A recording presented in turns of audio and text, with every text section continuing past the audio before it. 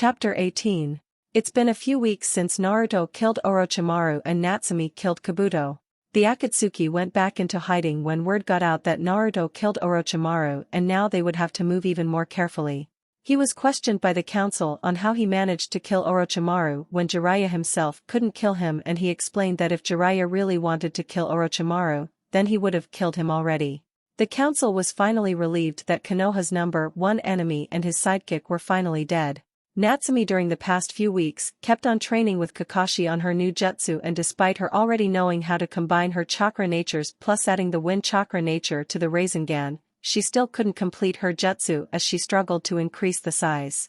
Naruto gave her a bit of advice, which was she should try increasing the size of the Rasengan first before working on the jutsu, and that way things would be easier. While Natsumi would work on her jutsu, she still found time to live her normal life since she was off of missions for a bit.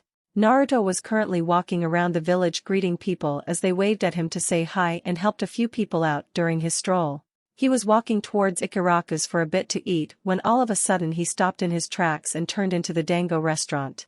He's been back for almost 2 months, but he never went to see Kurenai and Anko, who must be pissed at him right about now. He entered the Dango shop and ordered their favorites before heading towards Kurenai's apartment. He was going to knock, but remembered he had a key and decided to use it. He instantly regretted not knocking on the door because Anko was sleeping naked on the couch with one leg hanging off the couch. He immediately grabbed a kunai out of the air that came flying at him with tremendous speed and just looked at Anko, who was glaring at him. "Take a fucking picture. It'll last longer." Anko said. "I should have knocked." Naruto said. "You never knock." Anko said. "What the hell is going on out here?" Kurenai asked and saw Anko naked on her couch. "Sup?" Anko said. "Why are you here?" Kurenai asked. "Iruka yelled at me, I cut him, got drunk, and here I am. Naked on your couch." Anko said. "Just put your clothes on. I'll clean the couch later." Kurenai said. Yeah. It's not like this is the first time I've done this." Anko said, as she put her clothes on. "How'd you even get in here?" "I had my security seals activated." Kurenai said. "Oh please. Like that would keep me out. Anyway, look who finally decided to fucking show up after basically a month." Anko said and pointed at Naruto. "Naruto? Come here and give me a hug. I haven't seen you in years." Kurenai said and gave him a smile. "I think I'll stay right here." Naruto said. "Come on. You wouldn't want to leave your big sister without a hug, would you?" Kurenai asked. Yes, I would." Naruto said. "Fuck that hug. I've got a bone to pick with you, motherfucker." Anko said. "What did I do?" Naruto asked. "You took the one thing left in life I had to do away from me. You know how important that was for me." Anko said. "Care to clarify what you're talking about?" Naruto asked. "You killed Orochimaru." Anko yelled and threw 20 kunai at him that appeared out of nowhere. "Where the hell does she keep those things? I know she doesn't have pockets or anything." Kurenai thought. "So it is true. I thought it was just a rumor." Kurenai said. "No, it's true." Naruto said, as he dodged every kunai Anko threw at him. "How could you? You know that was my dream." Anko said. "What were you going to do, Anko? Try to commit suicide in order to take him down like you did in the Forest of Death?" Naruto asked. "She did what?" Kurenai asked. "Yeah. Airhead over here tried to kill herself when she fought Orochimaru 3 years ago. She's lucky Orochimaru took pity on her, or else she would be dead by now." Naruto said. "You went to fight Orochimaru without backup and didn't even tell me?" Kurenai asked and Anko sheepishly grinned. "It must have slipped my mind. Anyway, I was supposed to kill him and you know that. How could you do that to me?" Anko asked. "I'm simply stronger than you, and I have been for quite some time. Besides, I made him do that nasty as shedding skin thing he does if he takes damage, and each time he slowly, but surely started to die." Naruto said. "I'll accept that on one condition. You buy me dango and red bean soup." Anko said and Naruto threw the bag at her. "Enjoy. Anyway, what have you two been doing since I've been gone?" Naruto asked. Me and Iruka have been fucking like rabbits in heat." Anko said, as she stuffed her face with dango. "In a much more civilized manner, me and Asuma have stayed together. We are expecting a baby soon." Kurenai said. "What?" Anko yelled. "I'm pregnant. I wanted the 3 of us to be together before I said anything. Only me and Asuma knew before I told you too." Kurenai said and Anko gave her a hug. "Congratulations. How far are you?" Anko asked. 4 weeks. Kurenai said. How did he react? Anko asked. He nearly passed out, but overall he was just as happy as I am. Kurenai said. Well, congratulations. I guess I'll be an uncle earlier than I expected. Naruto said. Maybe I should have some kids, that way your kid can have somebody to play with growing up. Anko said. I don't think the village is ready for a mini Anko. Kurenai said. It would be half me and half Irika. Everything will be fine. Anko said. Aren't you mad at him for yelling at you? Plus you cut him and now you're talking about having his kids. Naruto said. Our love is complicated to you, but normal for us. All this means is the makeup sex will be out of this world. Anko said. We didn't need to know that. Kurenai said, and Anko just shrugged her shoulders before stuffing her mouth with food. Anyway, does Asuma still smoke? Naruto asked. That's like asking if you're a virgin still. Anko said and laughed at him. So he doesn't smoke anymore. Naruto said, and Anko choked on her food. No. He still smokes. Kurenai said. You're not a virgin anymore? Anko yelled. You act like it's such a surprise. Naruto said. It is. You barely even touched Temari while the two of you were here before you left. Wait a minute. Temari's been here and you've been wherever the hell you've been for all this time. You slept with that sexy Mizukage, didn't you? Anko asked. No. Naruto said. Please tell me you didn't cheat on Temari. She's a really nice girl once you get past the tough exterior. She's a girl I would not mind you marrying in the future. Speaking of which, I thought I said to wait for marriage. Kurenai said, and Naruto looked at her. I've walked in on you and Asuma having sex at least 20 times. I don't remember you getting married at all. Naruto said. Do as I say and not as I do. Kurenai said. Whatever. Naruto said, and her eye twitched. The older you've gotten, the more of your mother's smart mouth started to appear. Kurenai said. I'll take that as a compliment. Besides, Natsumi is partially to blame for this. She brought this side of me to the surface. Naruto said. Whatever. What happened to Kabuto? Anko asked. How is it that you heard about Orochimaru's death and not Kabuto's? Naruto asked. He's dead? Who killed him? Anko asked. Natsumi killed him on the same mission. Naruto said. So what do we do now since Konoha's most notorious criminal is dead?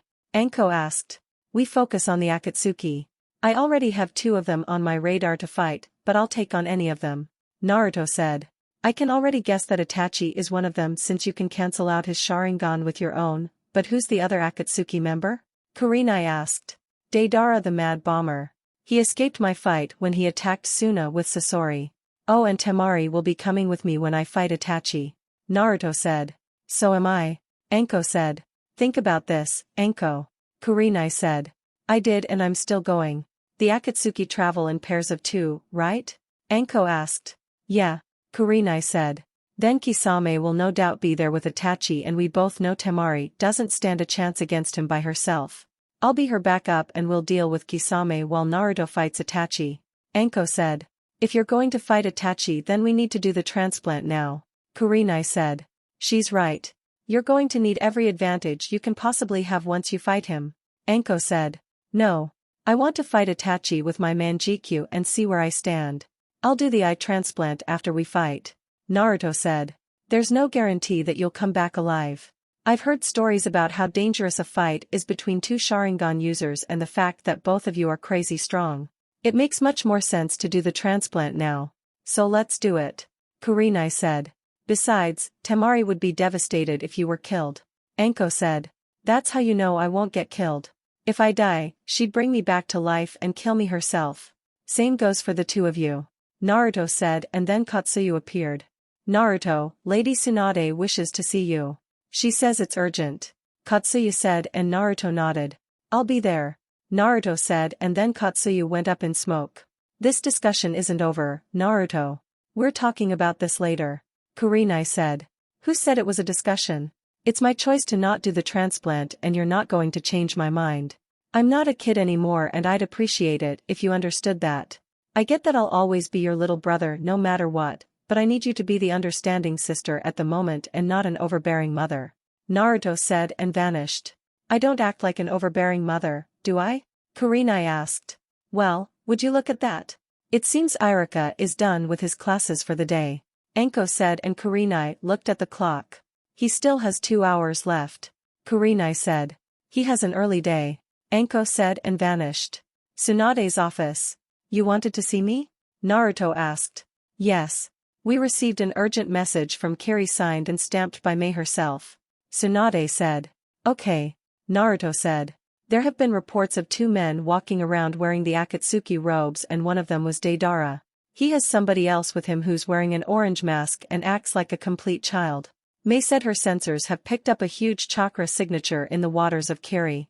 She asked for you to go help fight off the Akatsuki with her umbu and possibly see if the 3 tails would help Carrie. Tsunade said. Just me? Naruto asked. Yeah. I was going to send Asuma with you, but 2 more Akatsuki members have been spotted in the Land of Fire and I need Team 10 along with some more ninja to look into it. Natsumi is sidelined due to her training and I know you weren't doing anything. Tsunade said. You better not let Kurenai know you're sending him to fight the Akatsuki. Naruto said. It's an S-rank mission. I can't disclose the details to her. Tsunade said. Right. Anyway, when do I leave? Naruto asked. Right now. Tsunade said and Naruto vanished. Naruto. Alright. One stop to Carrie and then hopefully I can take out Deidara and his partner. Naruto said and summoned Comet. You really find the worst times to summon me. I was just about to pick my mate. Comet said. Right. I forgot you were still going through puberty. Naruto said. It's not puberty. It's called evolution. Comet said. If you say so. Anyway, I need a lift to Carrie. Naruto said. Why? The civil war is over. Comet said. Mei thinks the 3 tails finally came back and she requested me for backup. Naruto said. Sure. Hop on. I've always wanted to fight a tailed beast. Comet said. You'd die. At most you'll be able to defeat the 1-tailed beast, Shikaku and maybe the 2 tails. Other than that, every other tailed beast would kick your ass. Naruto said as he jumped onto Comet. It's worth a try though. It's not my fault they stopped my training. Comet said. It kind of is your fault. Drago saw that you were getting a bit too cocky and decided to halt your training. I mean because of you I had to postpone my training. Naruto said. You're still on that? I said I was sorry. Comet said. I would have accepted it had you done it once. No. You fired 5 of your plasma blasts at me and each one had enough power to blow up a village. Naruto said. You said you wanted to unlock your Susanoo and that's what I was helping you with. Did you or did you not unlock the Susanoo? Comet asked. I hate you. Naruto said. That's the kind of response of somebody who lost the argument. Comet 1, Naruto 0. Comet said. Actually I didn't unlock the Susanoo until I had to protect Mei during the final battle in the Civil War. Plus, I remember kicking your ass during our training to the point where you gave up a few times. Naruto 1, Comet 0. Naruto said. If you weren't going on an important mission right now I'd throw you off of my back. Comet said. Sure you would. Throw me off your back and you'll have to explain to RA why I'm injured while you were with me. Naruto said and Comet growled. Fuck you. Comet said and Naruto just chuckled. Relax. You know I'm just messing with you. Seriously though. I need to head back to the Dragon's Den soon and finish up my training. Naruto said. Well, that's a bit difficult now since the Akatsuki are on the move again. Tsunade's going to need you a lot and it's going to interfere with your training. Comet said. Maybe if we dealt a big enough blow to them we'd be able to get some breathing room. We already took out Sasori so that set them back. Plus just recently we killed Orochimaru and Kabuto so they can't get recruited. We need to take out more members though. Naruto said. That should send them underground, but there's just one thing. Comet said. What's that? Naruto asked. Even if we do manage to send them underground, how do we know they won't rebuild their forces quickly? Comet asked. Because the Akatsuki is made up of nothing but S-ranked criminals. The only 2 people they could possibly recruit are now dead and the only S-rank criminals left are useless mercenaries who stole something from a village and joined up with a group to stay safe. Naruto said. Now you have a chance to take out 2 more criminals then. Comet said. No. I'm not going to take them out. I want to see what this other guy can do. Naruto said. What other guy? Comet asked. It's a new partner with Deidara. He wears the Akatsuki robe and an orange mask, but they say he acts like a child. Naruto said. Then he shouldn't be a threat. Comet said. It could always be an act. Jiraiya acts like a child himself, but he's an S-rank shinobi and there's possibly only a handful of people who can beat him. Naruto said. So, you just test this new person to get a feeling of his skills? Comet asked. That and his chakra levels. I can pretty much tell how much chakra a person is hiding if I'm close enough. Naruto said. Summon me when you need to return to the Leaf Village. Comet said, as he landed in front of the Mizukage building and just went up in smoke. He could have at least waited for me to get off. Naruto said, as he landed on the ground. Naruto, it's good to see you again. Mei said. Nice to see you as well, Mei. Naruto said, and he had a kunai at his neck. Show the Mizukage some respect or else. An Umbu member said, and Naruto just chuckled. I can tell that you're new, so I'll let it slide, but the next time you do that I'll show you why I'm not somebody to mess with. Naruto said. I'd let him go. Naruto is a huge reason why this place is even standing. He is Konoha's dragon rider after all. Mei said, and the Umbu shakingly removed the kunai from Naruto's throat. Who am I going to locate the three tails with? Naruto asked. Chojuro will be going with you. I'll have some Umbu tail behind and set up a perimeter. I want you to try and get the three tails to become an ally of Kiri. Mei said. Not that I don't agree with you, Lady Mizukage. However, are you sure we can trust him? What if he has an ulterior motive to secure the three tails and wage war against Kiri? An Umbu member asked. If I wanted to wage war against this village, nobody would have left the civil war alive except for maybe Mei, and that's the truth. Konoha has the strongest tailed beast, so we don't need the three tails. Besides, where the hell would I hide it? Don't ask questions if you haven't fully thought them through, dumbass. Naruto said and vanished. I'd catch up to him if I were you. Oh, and please don't piss him off. You won't survive. Mei said, and Chojuro left with the Umbu. Lady Mizukage, shouldn't I go along with them just in case? My Byakugan will be valuable to this mission. Ao said. No. I need my strongest men in the village still, as we are not fully functional yet. I trust the team I sent with Naruto to get the job done. Mei said. Naruto. Chojuro and the Umbu team managed to catch up to Naruto, who actually slowed down a bit for them. They traveled in silence while Naruto was keeping his sensing ability stretched out as far as he could, and he did detect Deidara a couple miles away from them, but he wasn't moving at the time.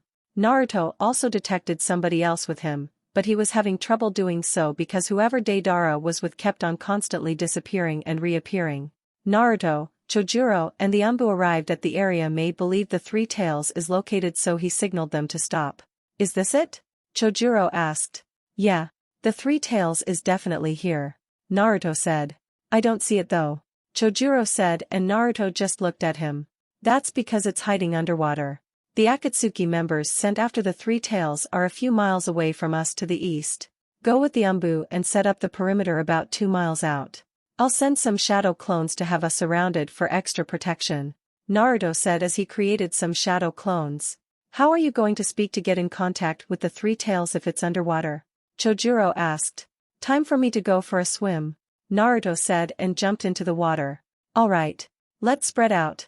We need to keep the Akatsuki members from reaching this area. Chojuro said. Underwater. Naruto was using his water manipulation skills to create an air bubble around his head to help his breath as he was swimming down to the three tails. It wasn't often that he did this trick, but he was glad he learned how to do it, and it proved to be quite useful. He swam down to the bottom where he eventually saw the three tails, which looked as if it had been waiting for Naruto to arrive since it was staring at Naruto the entire time. Naruto casted a barrier underwater that was able to block out some water, but leave just enough for him to stand on. The three tails just looked at Naruto and they had a stare off as if the three tails was trying to get a read on Naruto's true feelings. Soon enough the three tails held his fist out towards Naruto, who bumped his fist only to be pulled into his mindscape. Three tails mindscape. I've been waiting, Naruto Uchiha. The three tails said. How'd you know I was coming? Naruto asked. Chomei spoke to some of us tailed beasts about you, and we all know what the two of you talked about. The three tails said. Then I don't have to waste your time with a boring backstory then. First, what's your name? Naruto asked. My name is Isabu. Now, what would you like to know? Isabu asked. Picking up from where I left off with Chomei, I suppose. Can you tell me about Hagoromo and Himura's parents? Naruto asked. As I'm sure Chomei has already told you, Kagaya Otsutsuki is their mother. However, from what we've been told by the Sage of Six Paths, she was not from this planet and could be considered an alien, I suppose, as you humans call it. She is also the progenitor of chakra, since chakra didn't exist until she came to this planet. She ate the chakra fruit of the Shinju tree and gained the use of chakra. Their father is unknown since they were never told who he was. Isabu said. So, was this Kagaya Otsutsuki evil? Naruto asked.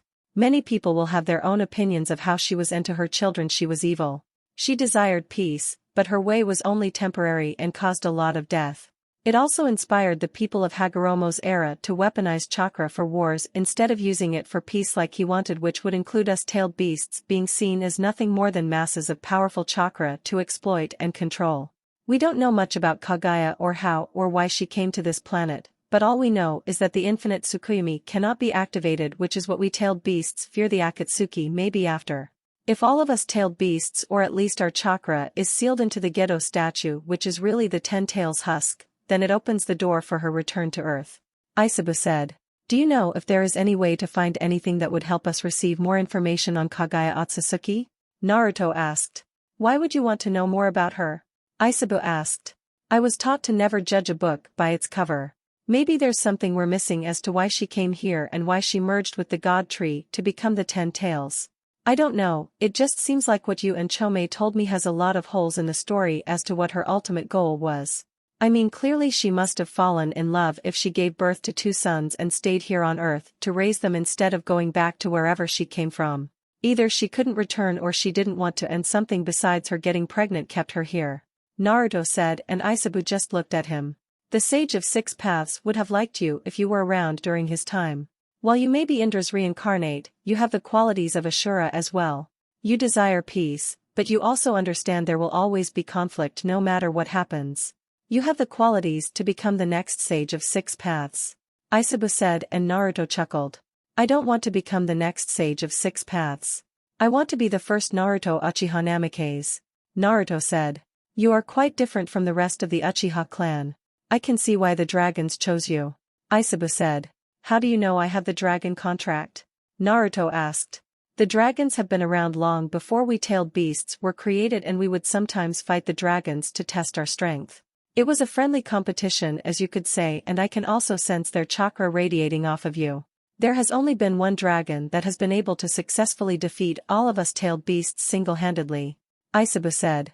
R.A. Naruto said. Exactly. Now, I can't give you much information, but the Land of Ancestors may still be around, so you may find some information there on Kagaya, since that is where she lived when she came to this planet. Isabu said. The Land of Ancestors. Got it. Naruto said. However, I must warn you to be careful. That is where the original God Tree was located, and I do not know if anything is still happening over there. Isabu said, and Naruto nodded. I got it. Now, I'm really here because Mei, the Mizukage, wants to know if you'll be an ally of Kiri. She won't seal you away and just wants to have your support. Naruto said. That is my original job. We tailed beasts were created to maintain peace and balance, which we did until Madara Uchiha and Hashirama Senju came around. Isabu said. What does that mean? Naruto asked. When you return to your village, you should look into the fight between Hashirama and Madara Uchiha, which is the cause for every single shinobi war that has happened. I sense a fight going on above the surface. I'll protect Kiri from the waters and remain hidden from the Akatsuki. Isabu said, and Naruto nodded. I'll let her know. Thanks for the talk. Naruto said and turned around as if he felt somebody behind him. What are you doing? Isabu asked. I thought somebody was behind me. Naruto said and vanished from Isabu's mindscape. Real world. Naruto returned to the real world, and Isabu gave him a boost to the surface of the water by tossing him up through the water. Naruto safely landed on the water and saw multiple wounded Umbu members being tended to by his shadow clones, while Chojuro was standing in front of Deidara and his partner. Naruto vanished and appeared next to Chojuro, then activated his Sharingan only to notice Deidara's partner had one as well. Chojuro, go help the wounded. Naruto said. Are you sure? These two are no joke and I can barely keep up with them. Chojuro said. I've already fought Deidara and he barely survived. I'll be fine. Get going. Naruto said. Alright. Chojuro said and vanished. Look at what we have here. The lonely Naruto Uchiha. Deidara said. It's Naruto Uchiha Namikaze. If you're going to say my name, make sure you say it right. Naruto said and noticed the man in the mask tense up a bit. I can care less about your last name. I'll kill you and then grab the 3 tails myself. Deidara said. Aha. Who's your new partner? Naruto said. I'm Toby and I'm a good boy, Toby said in a childish voice. You can stop using chakra to change your voice. It's annoying. Tell me, Toby. Are you an Uchiha? Naruto asked. Me? What? No. I'm Toby. This eye was a gift from a friend, Toby said. I have a hard time believing that because your chakra reserves aren't being strained how Kakashi Hataki's are when he has the Sharingan active. Naruto said, and Naruto noticed the man flinch again. Another nervous twitch. I wonder why he flinched when I mentioned Dad and Kakashi. Naruto thought. Toby has lots and lots of chakra so the chakra drain won't bother Toby. Toby said, and Naruto looked at Deidara. Is he always like this? Naruto asked. You have no idea. Deidara said. Alright. Let's test him out. Naruto said. Naruto ran at Toby and prepared to attack him, but he just went right through him. Toby threw a punch at Naruto which connected and sent Naruto into a tree. Naruto stood up unharmed and used the fireball jutsu on Toby, but he saw Toby absorb it into his eye before sending it back at him. Naruto dodged and Toby appeared in front of him preparing to strike him with a punch, but Naruto caught his fist at the last moment and channeled chakra into his hand before breaking Toby's hand with a simple squeeze. You broke Toby's hand. I thought we were just playing around. You big meanie, Toby said. Shut up, Naruto said. Naruto created the Chidori in his hand and Toby froze as he saw that jutsu. Naruto ran at him with impressive speeds that nobody could see and went to stab Toby in the chest. His hand went right through Toby who quickly jumped back and sort of absorbed himself into his own eye. Naruto looked at Deidara and he was also gone. Chidori, Dad and Kakashi's names all made him flinch or freeze. I need to figure out how they all connect to him before I tell anybody. Naruto thought and Chojuro landed next to him. Where'd the enemy go? Chojuro asked. They retreated. Naruto said.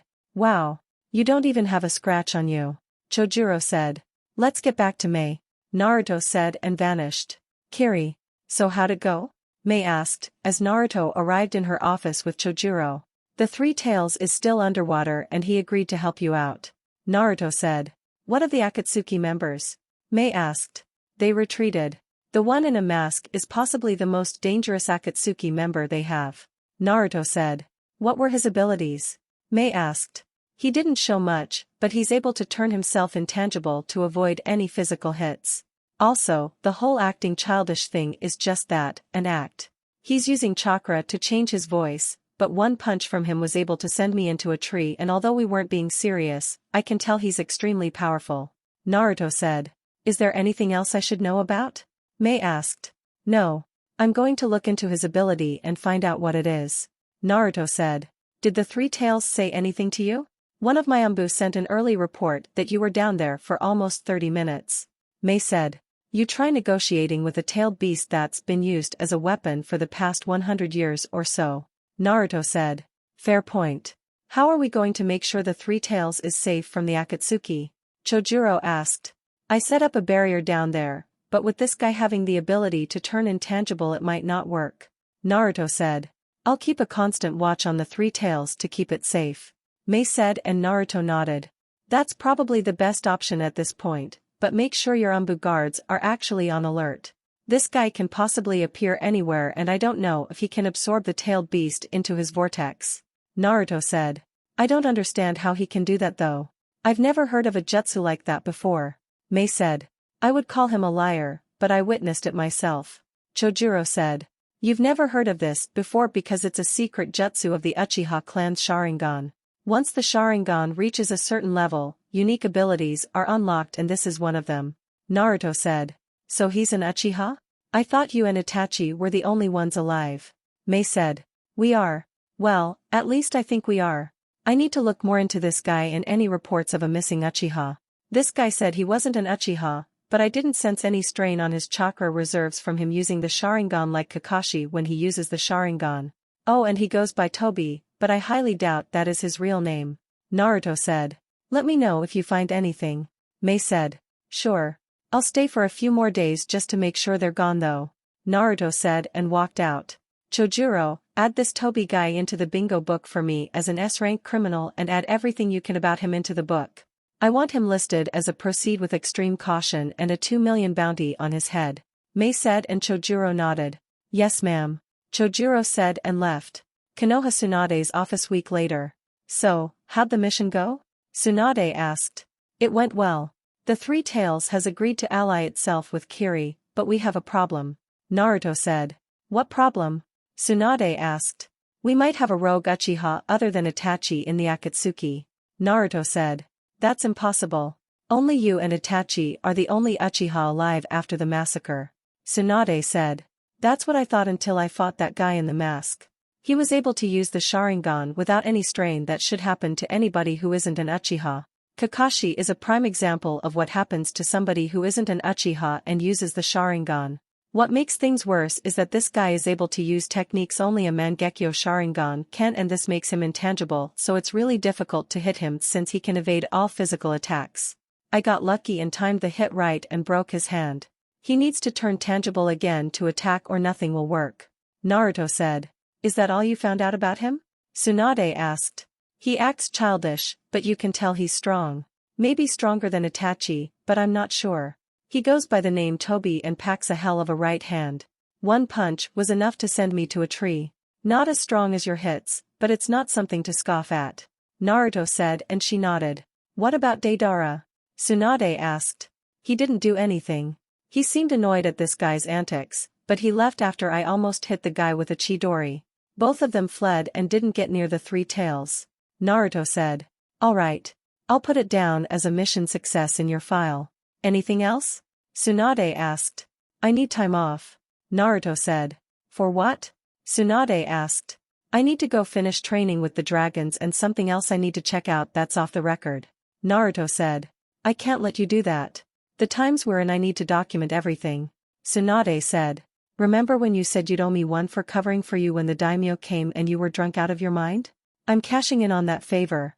Naruto said and her eye twitched. You do realize you're blackmailing the Hokage, which is a punishable offense with jail time, right? Tsunade asked. You do realize I can break out of any jail across the nations, right? Naruto asked and she sighed. Okay. Let's say hypothetically you were given this off the record time. Where would you hypothetically be going? Tsunade asked and took a sip of her tea. Hypothetically, I'd go to the land of ancestors. Naruto said and Tsunade spit out her tea. What? Tsunade yelled and Shizen came bursting into the room. Lady Tsunade, is everything alright? Shizen asked. Yes. Everything is fine. Tsunade said. Are you sure?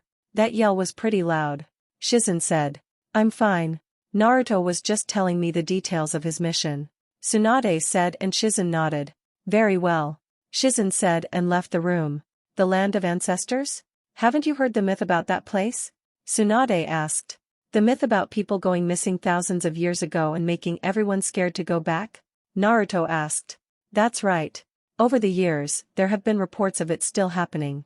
My uncle prohibited anyone from going there when he was in charge after 4 squads of Umbu never returned. Tsunade said. Then how about I take somebody with me? Naruto asked. Who? Tsunade asked. Temari. Haven't really seen her since I got back. Naruto said.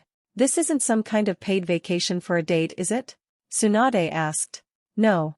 I can't take Inko because she's probably stuck to Irika, Kurenai can't go and Natsumi is too busy training right now. Naruto said. What about the others? Tsunade asked. Rock Lee would be dead before we make it there because of his constant flames of youth talk. Sakura is a medic which I don't need. Niji and Hinata have Hyuga business. Tenten is an option. Ino talks too much for me. Choji would complain about food and Shikamaru is just lazy. Naruto said. How long do you need off? Tsunade asked. Maybe until January. Naruto said. That's almost 5 months. Why so long? Tsunade asked. Training with RA and Drago is hard. That's even with shadow clones. We had a few incidents the last time I was there that made my training stop. If I'm going to fight Itachi, I need to be ready and the dragons can get me there. Naruto said. 5 months, but after that I'll need you back in the field. I know Natsumi is strong, but she can't do everything on her own. Tsunade said. Don't you think you need to tell the others to start training harder? I get that me and Natsumi are special cases, but we were gone for nearly 3 years and only 2 of them managed to become a jonin. None of them have even tried to become a jonin since we got back except for maybe Sakura since she's training under you. Naruto said. I'll make sure word gets around. Tsunade said, and Shizen entered the room again. Sorry for interrupting, my lady, but elders Koharu and Hamaru are waiting for you. Shizen said. Send them in. Tsunade said. Of course. Shizen said and left. 5 months and I won't start them until you send me a message saying you're with the dragons. Now, you may leave. I have an important meeting with the elders. Tsunade said. I don't know why you say it like that. You're an elder yourself. Naruto said and vanished when a vein appeared on her forehead. I am not old. Tsunade yelled and threw her desk out of the window.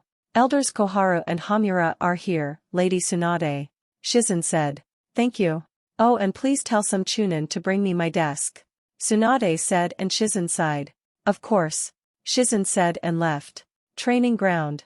After leaving Tsunade's office, Naruto followed Natsume's chakra signature and found her at the training ground working on her jutsu. The jutsu was obviously going to be something powerful given all of the repaired craters in the ground. Naruto decided to walk over to her and catch up a bit before he leaves. Not bad. Naruto said, as he appeared behind her and caught a punch. Oh. It's you. Where the hell have you been? I've been looking for you? Natsume asked. I was on a mission in Kiri. Naruto said. But you're already back. Natsume said. I had Comet and it was a pretty simple mission. Naruto said. About what? Natsume asked. One of those. Naruto said and pointed at her stomach. Oh. I see. Natsume said. What have you been doing these past few days? Naruto asked. I was just training really. I mean Hiroshi stopped by a few times to help out if he could. Ino and Sakura dragged me away for a group dinner which you missed by the way. Oh, and we had some little shit here from the fire temple a few days ago. Listen to this though. That little fucker was a pseudo Jinchuriki. Natsume said and Naruto raised an eyebrow. How is that even possible? Naruto asked. His dickhead of a father collected some of the Nine Tails chakra after the Nine Tails attack that was dispersed and sealed it inside of him. The fuckface was holding up to 4 tails of Nine Tails chakra that he couldn't control and nearly killed everyone, but I had to step in to save everyone. We removed the Nine Tails chakra from him and now he's normal, I guess. Oh, and Asuma almost died. Natsume said nonchalantly. How? Naruto asked.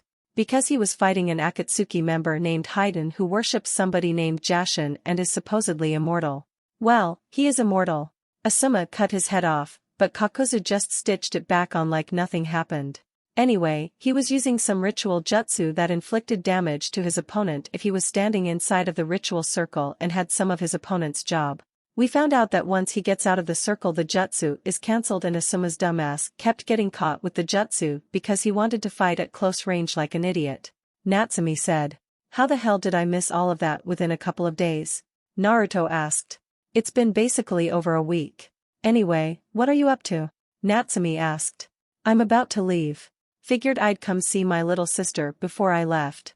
Naruto said and ruffled her hair. You just got back and you already have to leave? Man, mom must be working you to the bone. Natsume said. I'm taking a vacation to finish my training with the dragons. You should think about training with the toads again and learning Sage Mode. Naruto said. Sage Mode? What's that? Natsume asked. You should ask Jiraiya or summon one of the toads to explain it to you. I only know of it because RA told me. Anyway, I'll be gone for 5 months so I need you to hold things down for me. Naruto said. I wish I had 5 months off. Anyway, I need to finish my training and then get ready for my date later. Natsume said. Make sure you keep the date at a kissing-only level. Naruto said. From what Temari told me you and her are way past the kissing-only level so you're one to talk. Natsume said and he sighed. When did you talk to her? Naruto asked. Yesterday. She left earlier this morning. Natsume said. Really? I'll see in 5 months. Naruto said and vanished. Mention his girlfriend and he just blows me off. Such an asshole. Natsume said and started training again. Naruto. As he was running through the forest, Naruto found Temari's chakra signature and she apparently wasn't alone. She was surrounded by a few low-level chakra signatures, but as fast as they appeared, they all just vanished.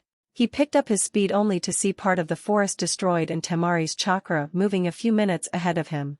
He took off and eventually landed behind her making her freeze. Well, hello. Naruto said and she quickly spun around. Oh, you're back? Nice to let me know. Seeing as how I'm your girlfriend that doesn't get to see you often, it would be nice if you responded to my letter I sent you like a week ago. Temari said, and Naruto gave her a kiss that made her smile a little bit. I didn't get a message from Tatsu or anything. Naruto said. Really? I gave it to her and she was supposed to give it to you. Temari said. She's probably busy getting things done. They did just have some new hatchlings not too long ago. Naruto said. I guess. So, what are you doing following me? Temari asked. I wanted to see you and invite you to come on a little trip with me. Naruto said, and she blushed. A trip where? Temari asked. The land of ancestors. Naruto said, and she just looked at him. Why? Temari asked. I need to look into something and I was told I may find some answers there. I figured you should come with me since we don't spend much time together and it could be like a getaway for us. Naruto said. You just want me alone, don't you? Temari asked and wrapped her arms around his neck. I could easily take you back to my apartment if you want to do that before I leave. Naruto said, and her face matched the color of Natsume's hair. And no. I'll go with you. I just need to let Gaara know. Temari said, and Naruto summoned a small red messenger dragon. Do you remember who Gaara is, Farboss? Naruto asked. The gloomy emo redhead in Suna? Yeah, I remember him. Farboss said. Right. I need you to tell Gaara that Temari is coming with me to the land of ancestors. After that, I want you to tell RA and Drago that I'll be there for my training in about 2 weeks. Naruto said. You got it. Farboss said and went up in smoke. The gloomy emo redhead in Suna? Temari asked. He may have met Gaara a few times during the whole Protect Suna mission. Naruto said and summoned Comet. Yo. Comet said. I need you to take me and Temari to the land of ancestors. Naruto said. Well, Temari, it's nice to see you again. Comet said, as they jumped on his back. Same goes for you. Temari said. So, not many people would go to the land of ancestors for a date, Naruto. What gives? Comet asked. It's not a date. I wouldn't take Temari somewhere like this for a date. I'll fill you in when I come for my training. Naruto said. Sure. Comet said and took off flying. I did miss you. Temari said as she held on to Naruto. Yeah. I missed you too. Naruto said. Where were you? Temari asked. I was in Kiri doing an S-ranked mission. Naruto said. Oh. How was it? Temari asked. It plays a part in why I'm going to the land of ancestors. I talked to the Three Tails while I was there and I wanted to find out something so he told me to go there. Naruto said and she nodded. Can you tell me what you're looking for? Temari asked. I can't because I don't really know what I'm looking for. I just know the land of ancestors is possibly where everything started and I want to find out if it's true. Naruto said. I understand that you want peace and all, but just don't become one of those people who become so obsessed with peace that you lose your way. Maybe whatever you're looking for isn't meant to be found. Temari said. I won't lose my way. That's what I have you, Natsumi, Enko and Kurenai for. To make sure I don't lose my way. Naruto said. Why did making a peaceful world become your dream anyway? Temari asked. Because if I'm going to have a family one day, I'd like to raise children in a world where they won't have to become a ninja. Naruto said. In order to have a family you need a wife. Temari said. I know, but that's why I have you. Give it a few years and we'll get married. Naruto said. Really? Temari asked. Yeah. I have no problems marrying you unless you have a problem with it. Naruto said. No. I would love to marry you, it's just you sprung that on me. It caught me off guard. Temari said. You brought up having a wife. I just figured I'd let you know I plan on marrying you. Naruto said. That's good to know. Temari said and kissed his cheek. Anyway, I've been meaning to tell you something. Naruto said. What's that? Temari asked. You can start coming to the dragon's den now if you want. Naruto said. How? I'm not a dragon summoner. Temari said. Technically you are. You've been summoning Tatsu for like 3 years now and Drago had a conversation with RA about that. RA agreed to let you come to the dragon's den for a test of sorts. You won't be able to learn any techniques because your body can't handle draconic chakra, but they have other things they can teach you. Oh, and you get your own familiar which has already been decided. Naruto said. When are you going? Temari asked. After I'm finished with this. I'm finishing up my training so I'll be there for 5 months. Naruto said. Do you know what my test is going to be? Temari asked. No. I'm sure you'll be fine though. Naruto said. We're here. Comet said, as he landed on the ground. Naruto and Temari looked around at the land of ancestors and it wasn't as bad as they thought it would be. Broken houses, dead land, clothes from bodies that were once there and a few weapons were on the ground. Not as bad as I thought it would be, Naruto said. This place gives me the creeps. I'm going home, Comet said and went up in smoke. So, what should we do first? Temari asked. See if one of these houses is stable enough. It's getting late so we can rest and then start our search in the morning, Naruto said. Are you cooking? Temari asked and had a hopeful look on her face. Yes, I'm cooking, Naruto said and they started walking around looking for a house. Cool. I wonder why everybody said this place is haunted.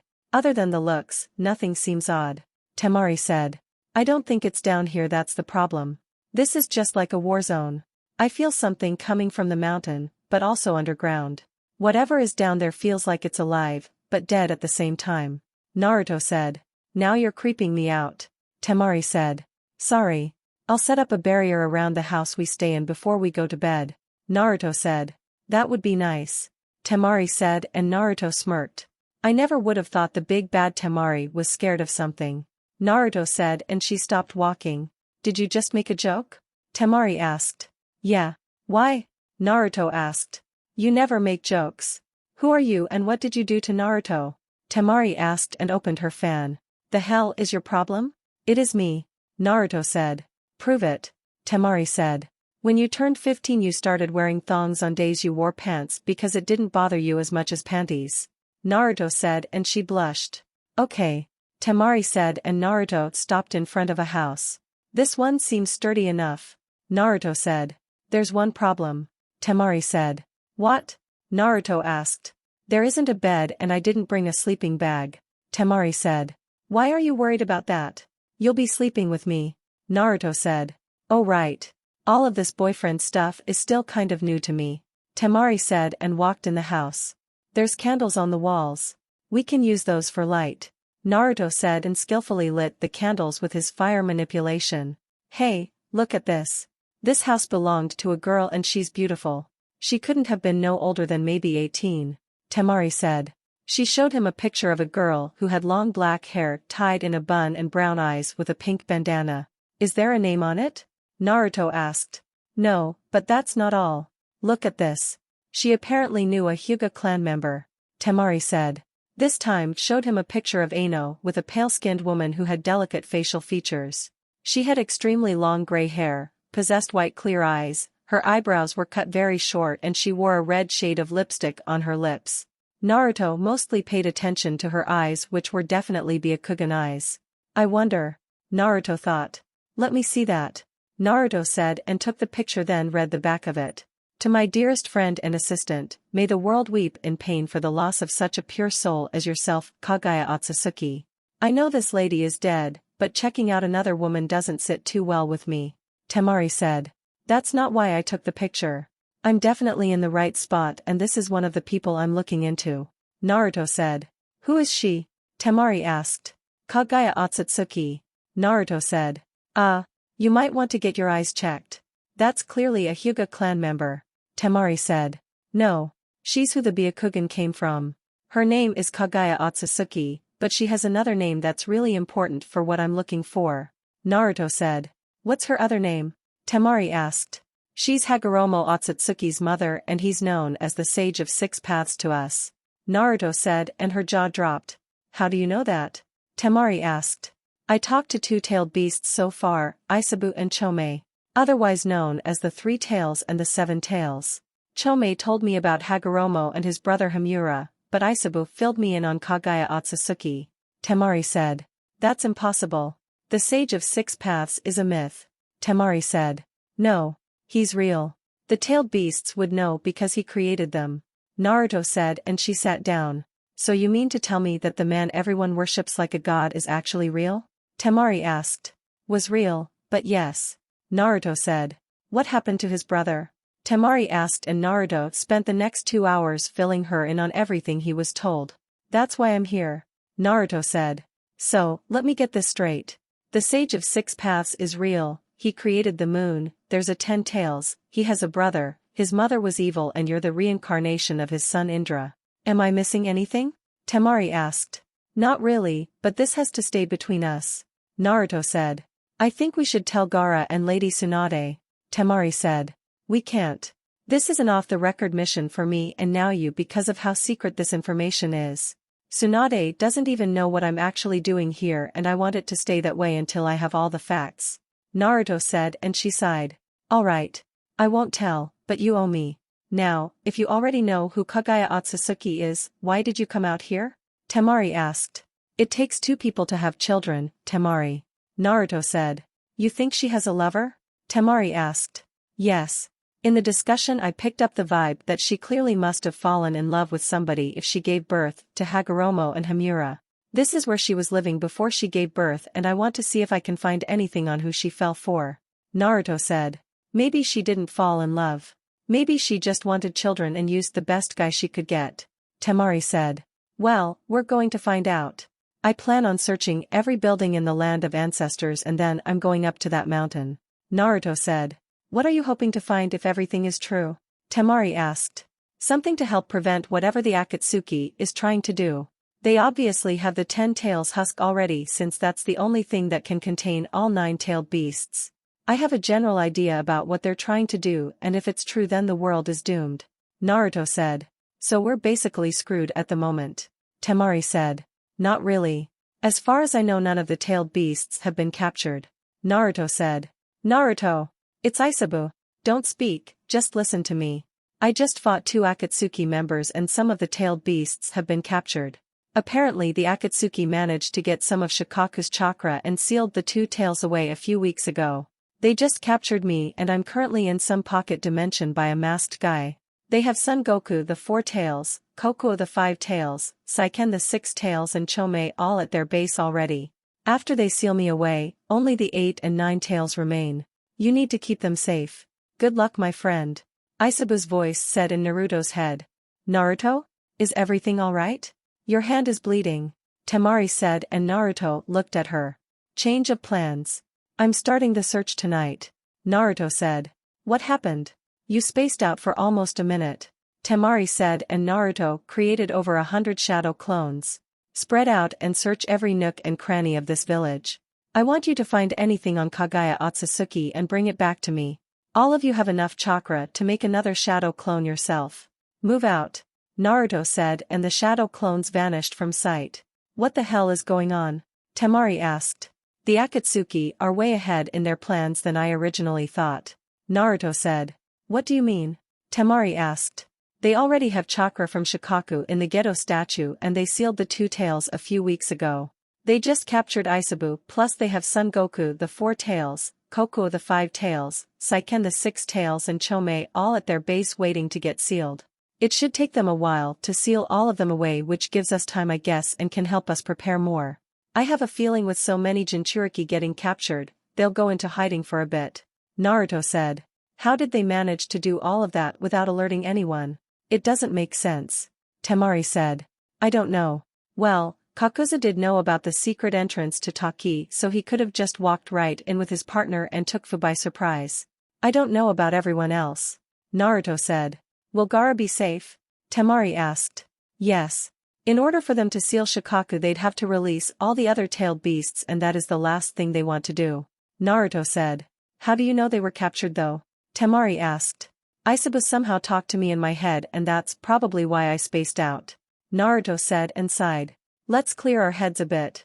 Cook some food and just talk. Since your shadow clones will be searching all night, we can eat, talk, wash up and get some sleep. We search the mountain tomorrow and if the clones find anything important, we go through it. Temari said. You're right. Naruto said and one of his shadow clones returned. Boss. We found something. The shadow clone said. Why didn't you just disperse so I could get the information? Naruto asked and the clone just looked at him before going up in smoke. What did they find? Temari asked. They searched the house of the leader and his name was Tenji. He had journals and pictures with Kagaya in them. They're bringing the stuff now. Naruto said and Temari nodded. So I guess we're not having your cooking then. Temari said and pouted. I have some bento boxes with me. Naruto said and pulled out 2 scrolls. Nice. I'm starving. Temari said and one shadow clone returned carrying everything they found. This is everything we managed to find. It was like everything on Kagaya was stored in one house. The shadow clone said and went up in smoke. This is a lot of journals. At least they have everything separate in two piles, from Tenji having his own pile and the others are just from random sheets that people wrote. Temari said. We look into the journals from Tenji to start. He's the leader, so he clearly would have had the most contact with her. Naruto said. Naruto and Temari spent the next few hours going through each journal from Tenji, which were surprisingly in order. The journals didn't say much, but the girl Aino was mentioned quite a few times in them and how close she was with Kagaya as time went on. They read the journals all night with no sleep until Temari finally found something important. Hey, check it out. You were right about her falling in love. Look at this. Temari said and gave him a journal that he read. The land of that is increasing their threats to us for more land, and I am trying to find a peaceful resolution for this problem. The stress does get to me, but whenever I return home, I can always count on Kagaya to cheer me up. Ever since she came here she has warmed up a bit and Aino has really bonded with her. She has the most beautiful eyes I've ever seen and she's the bright spot to my day. We've grown extremely close and have spent several nights together. Our bond was so strong that I just passed a decree: should anyone try to harm her they will be harmed. I believe we fell in love over our desire for peace in the world. Tenji. So the leader of this place was her lover apparently, and the father of Hagoromo and Hamura. The question now is what happened that caused her to change her ways. Naruto said. I think I found it. This is the next thing he wrote about her. Temari said. Today was another tough day for us and quite possibly the worst day of my life. Kagaya has killed many soldiers belonging to the land of that, and I had to betray her in order to keep the peace. I told her a few days ago that I would like to start a family, and I remember the look of pure joy on her face. I truly do love her, but my love for peace outweighed my love for Kagaya. In our pursuit of apprehending Kagaya, she tried to flee with Aino, which resulted in the death of Aino as we found her body filled with arrows and Kagaya was nowhere to be found. Tenji. So he betrayed her for peace, and in his attempt to kill her, that Aino girl was killed. Temari said. Yes, but I think we can safely assume that she was also pregnant at this time. So we have her lover's betrayal, Aino dying and her being pregnant all in one day. Something like that could possibly break her mentally, and that possibly caused her to eat the chakra fruit. After that I'm guessing her chakra was passed down to her children, who then began teaching others after some time how to use chakra. Naruto said. There's one last important piece here, and it just might be the one that could have changed everything. Temari said. Today feels different, as if death is looming over my home. If this should be my last day, I do not know if this will ever reach you, but Kagaya, I am deeply sorry for my betrayal and being responsible for the death of Aino. I was so headstrong on wanting peace that I betrayed you without hesitation, and if I could take it all back I would do so. I foolishly chose my love for peace in the world over you, and after you left I realized that you became my world during your time here. If this is my last day and the last time I am to ever write, I am truly sorry for my betrayal of your trust and love that you have given me. I wish I could see you one last time to tell you all of this, and my biggest regret is not getting your side of the story. I wish none of this would have happened and we could have had the family I told you about. Once again I am sorry Kagaya, and I love you more than you can ever know. Tenji. So he just betrayed her without thinking, and it ate him up for the rest of his life. He at least realized his mistake after it happened, but Kagaya was already long gone, and it sucks that he never got to know the two amazing sons Kagaya would have. Temari said. Yeah. Naruto said and sealed away the letters on his arm. Would you ever give up your love for me if it meant having world peace? Temari asked. If I have to give up my love for you, then it's not really world peace. At the end of the day I'm choosing you over world peace. Besides, what Tenji said in his letter about Kagaya being his world applies to you as well. Sure, I may not show it as much, but to me you are everything. Naruto said, and she started to cry. You really mean that? Temari asked. Yes. Naruto said and poked her forehead like his mom did to him as a kid plenty of times, making her smile. Come on. Let's get washed up and check out that mountain. Temari said and grabbed his hand. Do you even know where we're going? Naruto asked. Towards the stream we passed on the way here, and don't worry about taking too long. It'll be worth it. Temari said and gave him a kiss. 3 hours later. After a long and heated moment with Temari in the stream, both of them were finally dressed and currently exploring the mountain. They both had weird feelings about the mountain, so Naruto was walking with his sword in his hand while Temari was walking with her fan on her shoulders. Eventually they made it to the top and saw a giant hole, but what they saw down there was even worse. Are these cocoons? Temari asked, as they looked around. Yeah, and that feeling I told you about yesterday is coming from inside of them, Naruto said. Naruto used his sword to cut one open only to jump back when something jumped out and attacked him. He quickly cut the head off of it and then looked at what attacked him. It was something white with human-like features and yellow eyes. Naruto looked up and saw every cocoon had opened up, then nodded at Temari. They spent the next 10 minutes taking out each of these things while watching each other's back and teaming up with their ninjutsu until all of them were dead. Well, that was something, Temari said, and Naruto was looking at the cocoons. I wonder what made these things, Naruto said. Me too, but I think they were actual humans at first, Temari said. What makes you say that? Naruto asked. Because I highly doubt these things know how to put on pants, Temari said, and pulled out some pants that were inside of a cocoon. So Naruto started looking around. All of them have clothes inside, but this place has been abandoned for a millennium and these clothes should have been decomposed by now, Naruto said. Not necessarily. Think about it. These things have been down here for a while and were technically preserved all this time, so the clothes were as well. Something natural didn't cause this hole to open up because nothing in the world is big enough to cause this except for maybe an explosion, but they fought with arrows back then, Temari said, and Naruto looked at the cocoons again. A tree did it. The ends on these cocoons are like branches, Naruto said. That's a good guess, but no ordinary tree would be able to cause something like this, Temari said. Because I just remembered why the Shinju tree isn't here anymore, Naruto said. Oh no, Temari said, as she realized what he means. Exactly. Kagaya merged with the Shinju tree and became the 10 tails long ago. The Akatsuki have no idea what they're doing and what could possibly go wrong if their plans succeed, Naruto said. You mean Kagaya returning to Earth? Temari asked. Yeah, Naruto said. That's unlikely. I mean, she's dead, remember? Hagoromo and Hamura defeated her, Temari said. No. They sealed her away and created the moon in the process. Kagaya is technically still alive because of the 10 tails husk, which is also known as the Gedo statue.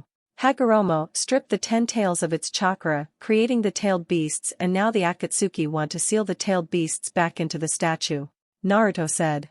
So, Kagaya is likely to be reborn if they were to succeed, Temari said. Exactly, but I feel as if we're missing something. It can't be that simple.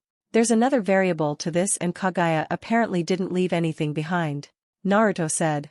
Let me guess, you're not going to stop until you find out what it is, Temari said. I am for now. I need to start my training and you're coming with me, remember? Naruto asked. Oh yeah, Temari said, and Naruto summoned Farboss. Yo, Farboss said.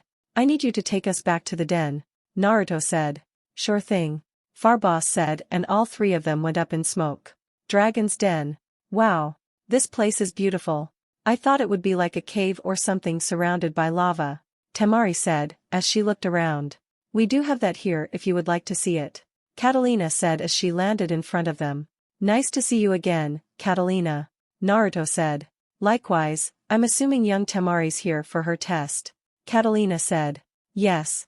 Is RA able to train me? Naruto asked. Yes. He's been talking about resuming your training and was about to send a dragon to come grab you. Go to him while I take Temari to Drago for her test, Catalina said. Good luck, Naruto said and vanished. How bad will I hurt after this test? Temari asked. You'll be fine. You can't use Draconic Chakra, so your test will be a lot easier than Naruto's. Hop on, Catalina said, and then flew off when Temari was on her head. While all of this was going on, the Akatsuki were nearly finished sealing Isabu away and were completely oblivious to the ramifications of what they were going to cause. Naruto was training hard now with RA, Temari was about to take her test to begin her training, and Natsumi was putting the finishing touches on her ultimate jutsu. Things were about to get tough for Naruto and Natsumi as they were both about to get fully tested by two of the strongest shinobi known to man. Chapter 19. I do not own Naruto or any of its characters. Time went by after Naruto and Temari visited the land of ancestors, where they discovered a bit about Kagaya, and they both trained really hard so far. It's only been 3 months, but each of them grew a lot so far, and RA predicted Naruto would be done with his training in 2 more months. Temari was being trained by Catalina, who was teaching her how to use water and fire ninjutsu to give her a more diverse arsenal. While Temari was focusing on learning her water and fire ninjutsu, Naruto taught her the Shadow Clone Jutsu to help her speed up her training a bit. Temari also signed the dragon contract, but she was unable to use the draconic chakra as her body rejected the chakra. She was able to learn some moves, but not the ones Naruto knew that required the draconic chakra. Temari's familiar was none other than Skyrus, who personally chose to become her familiar when it was discussed about her signing the contract. Natsumi over the last 3 months has been on missions non-stop since Naruto was off doing his training, and she's been learning more from Jiraiya. While she was doing missions, she managed to kill Kakuzu of the Akatsuki with her new ninjutsu that she called Wind Style. Raisin Shuriken and his partner Haiden was killed by Shikamaru. After using the Wind Style, Raisin Shuriken, Natsumi immediately got to work on making a water version of the jutsu, and she had some success creating it, but she couldn't keep it stable enough just yet. Naruto so far over the past 3 months did grow, but he had a lot on his mind, and most of it was due to him finding out Kaguya a bit. While he didn't agree with how she wanted to enslave the world for peace, he couldn't help but think that there was a lot more to her story than her being some evil tyrant. Although he didn't hope it would happen, Naruto decided if Kaguya was reborn, then he would somehow talk to her about her actions and why she came here. He brought this up to Temari once, and she said he was crazy for even thinking about attempting something so reckless, but she would support him. His training with RA has paid off quite a bit, as he was now faster and had more power behind his punches. He was also learning how to finally do the Hiraishin since he had time, and thanks to his understanding of Fuinjutsu, he was picking it up very easily. While Naruto was training with RA, he gained even better control over his draconic chakra to the point that it was almost second nature to him, and his body didn't strain as much as before. While training, Naruto managed to combine his Rasengan with his draconic chakra and created the Rasengan Flash, which had enough power to destroy anything in its path up to 2 miles. He was mainly focused on learning the dragon techniques while he was there, except for the Hiraishin and different types of the Rasengan, because he had a pretty good or great portion of ninjutsu at his disposal. He was currently sitting under a waterfall meditating while Temari and Comet watched him. "How long has he been like this?" Temari asked. "Like 10 hours. It's funny because he should have ran out of draconic chakra by now," Comet said. "Maybe his reserves grew. He's always had large chakra reserves, and only Natsumi had more chakra than him in his village," Temari said.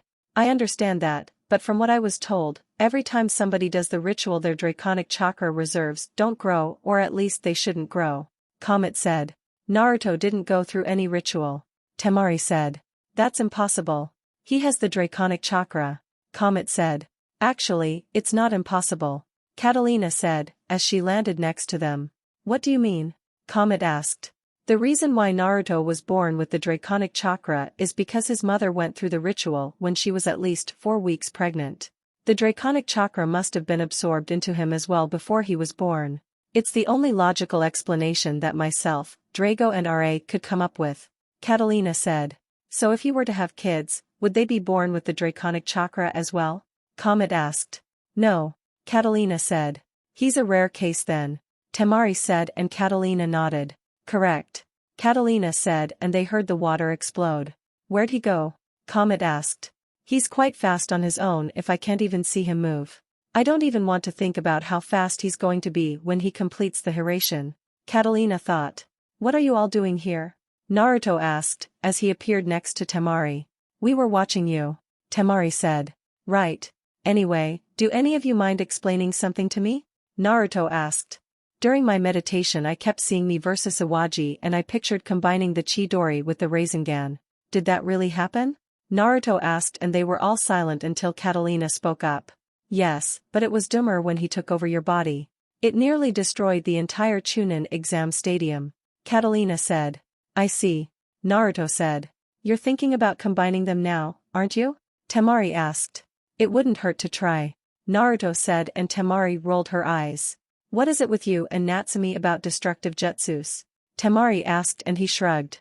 "I got it from my mother and she must get it from hers," Naruto said, and Drago landed next to Naruto. "Ah, yes. Sayuri was quite destructive indeed. In fact, the volcano that we have was caused by her," Drago said. "How?" Temari asked. "Yeah.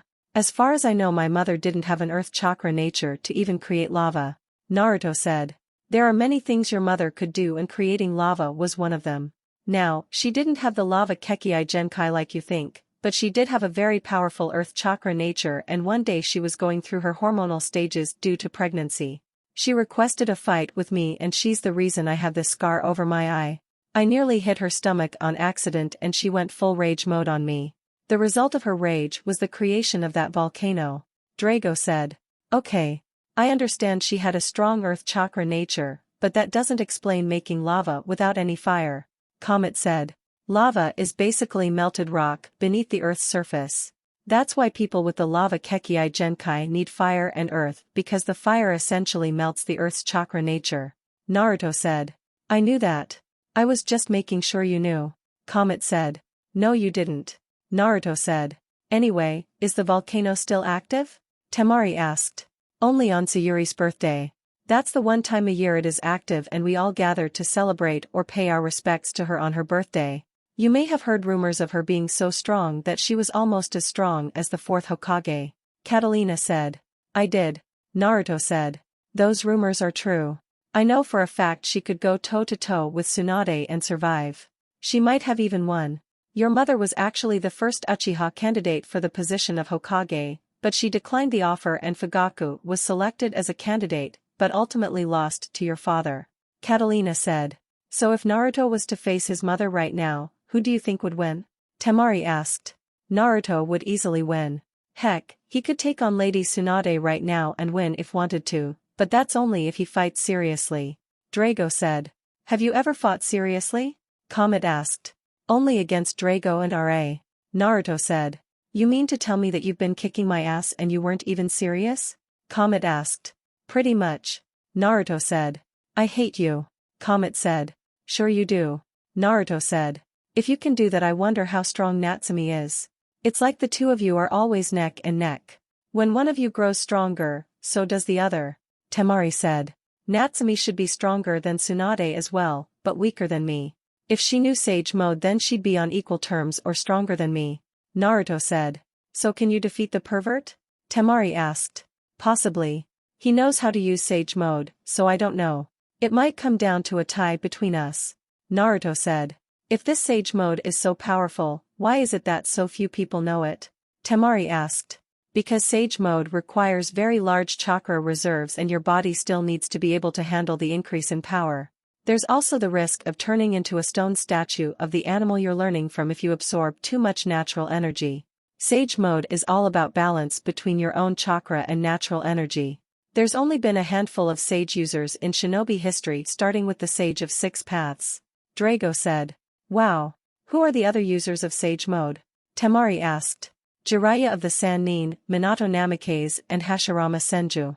There's only been 4 users of Sage Mode, with Natsumi potentially being the 5th person. Catalina said. So, is there a dragon Sage Mode? Temari asked.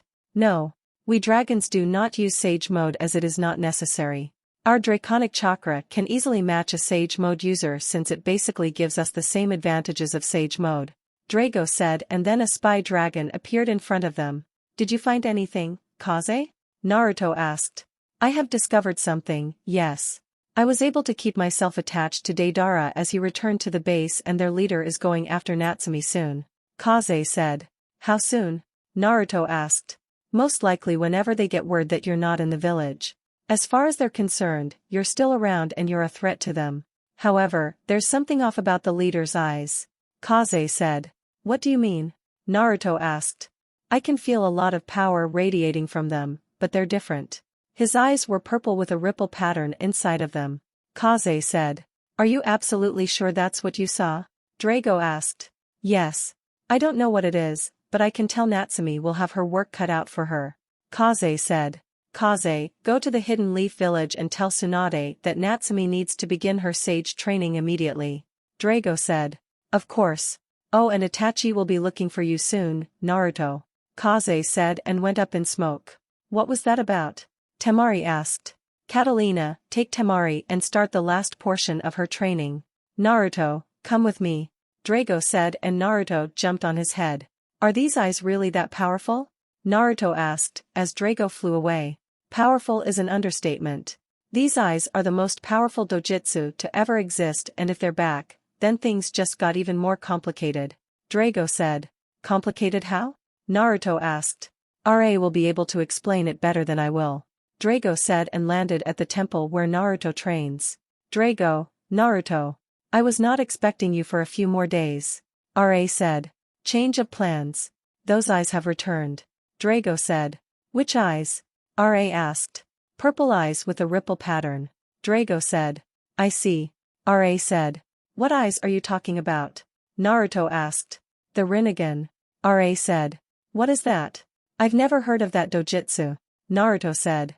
That's because like the Sage of Six Paths, it was also a myth. The Sage of Six Paths was the first person to ever have this dojutsu on Earth. It is said that in times of disorder, the one who wields the Rinnegan will become a god of creation to calm the world or a god of destruction who will reduce everything to nothing. RA said. So, this person who supposedly has the Rinnegan is basically like a god or something? Naruto asked. Yes. I'll explain more throughout your training, but for now it's time for me to teach you the final 2 techniques from us dragons. RA said. Are you sure he's ready for those? Drago asked. Yes. He's more than ready. RA said. Ready for what? Naruto asked. The final 2 techniques I will be teaching you are called Dragon Thunder and Dragon Fist. There's 2 months left on your vacation, but I'm sure you can get the 2 of them down in less time even without your shadow clones. Your control over the draconic chakra is now on par with that of an actual dragon. Now, let us begin. RA said. Konoha. The Leaf Village was on high alert with the threat of the Akatsuki around and then learned that the Akatsuki had nearly captured all of the tailed beasts. Tsunade sent out a team to search for any Akatsuki members in the Land of Fire. After detailing the events of the mission, Tsunade gave the team a few days off. Natsumi opted not to spend as much time with Hiroshi because she was feeling strange. Not strange in a way that something was wrong with her or anything like that, but she just had a feeling something wasn't right. She hasn't seen Jiraiya since he came back and as far as she knew, Jiraiya didn't have anything planned. She was just laying in her bed with her face buried in her pillow and then there was a knock on her window. She looked to the right and it was none other than Kakashi. Oh. It's you. Hey, Kakashi-sensei. Natsumi said. Lady Tsunade has summoned you. Kakashi said. Hokage Tower. Chief Toad and Gamakichi? What gives? Natsumi asked. Yo. What's up Natsumi? Gamakichi asked. What are you guys doing here? What, did something happen? Natsumi asked. Well actually Gamakichi, keep your trap shut. Let the boss and Tsunade handle it. They know what they're doing. Gamabunta said. That's weird. What's going on here? Natsumi asked. Don't worry. Let's go. Kakashi said. Tsunade's office. Natsumi and Kakashi arrived at the office and after knocking, they heard Tsunade tell them to come in. Natsumi entered and closed the door, then saw Sakura, Shizune and 4 other toads in the office. So this is Jiraiya Boy's student, is it? A green toad asked. This is Natsumi Uzumaki Namikaze. The child of prophecy you spoke of. Tsunade said. What's with the geezer frog? Who is he? Natsumi asked. Pipe down. Watch your mouth, Natsumi. He is one of the 2 great sages of Mount Myaboku, Lord Fukasaku. He traveled all the way here just so he could speak with you. Tsunade said. Well, to be more accurate, I'm a great sage toad, but never mind that. It doesn't matter. Answer me this. Are you really Jiraiya Boy's student or aren't you? Fukasaku asked. Jiraiya Boy? Boy, don't treat the pervy sage like a kid. Who does this geezer frog think he is anyway? Natsumi asked. I told you already. Watch your mouth. Tsunade said. Natsumi. He's the one who taught the sage jutsu to Lord Jiraiya. He's Jiraiya's master. Shizune said and Fukasaku started to laugh. So you call him the pervy sage? I've never heard a more fitting name for Jiraiya Boy. Fukasaku said. What does this geezer sage want? What did he come so far to talk to me about? Natsumi asked. I'm not exactly sure where to begin. Let me see. I suppose the most important thing is, I'm afraid Jiraiya Boy has died in battle. Fukasaku said and Natsumi's heart sank. What? Natsumi asked. I know that this is very sudden. So I understand if you don't believe me. For some time now rumors have been circulating that the leader of the Akatsuki was operating out of the village hidden in the rain, so Jiraiya Boy went there in person to verify whether these rumors were true. Jiraiya Boy encountered Pain, the leader of the Akatsuki. However, Pain was a former student of Jiraiya Boy's from many years ago. Fukasaku said. He was his student. What do you mean by that? Sakura asked. I don't know the particulars, but Jiraiya boy called him Nagato. Fukasaku said. That goes way back to a time during the chaos of the Third Great Ninja War. The Hidden Rain village became a battlefield. Jiraiya took some war orphans under his wing. Who would have imagined those kids? Tsunade said. But to defeat a shinobi as powerful as Jiraiya, how did this Pain accomplish such a feat? Kakashi asked. It was because Pain possesses the Rinnegan. Fukasaku said. What did you say? Kakashi asked. Rinnegan? Sakura asked. It's an ocular jutsu said to have been possessed by the father of all shinobi, the Sage of Six Paths, but I believe that it was nothing more than a legend. Shizen said. The fabled ocular jutsu, the Rinnegan.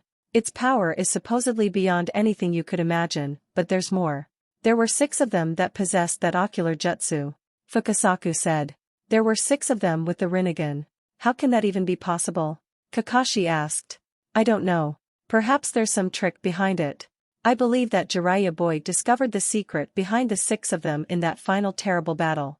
Even after he had been finished by Pain and he knew the end was near, Jiraiya boy left a message before collapsing.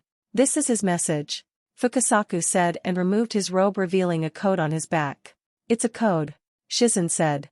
I'm sure he did this to prevent Pain from catching on. That's everything I know about Jiraiya boy's efforts. Fukasaku said. I wonder what he was trying to tell us. Maybe we could decode this. Then hopefully we'll understand. Tsunade said. You let him go. Is that right, Mom? Natsumi asked. That's right. Tsunade said. Why would you ever let him do something so risky? You knew Pervy Sage better than anybody, Mom. How could you send him somewhere so dangerous alone? Natsumi asked. Stop it, Natsumi.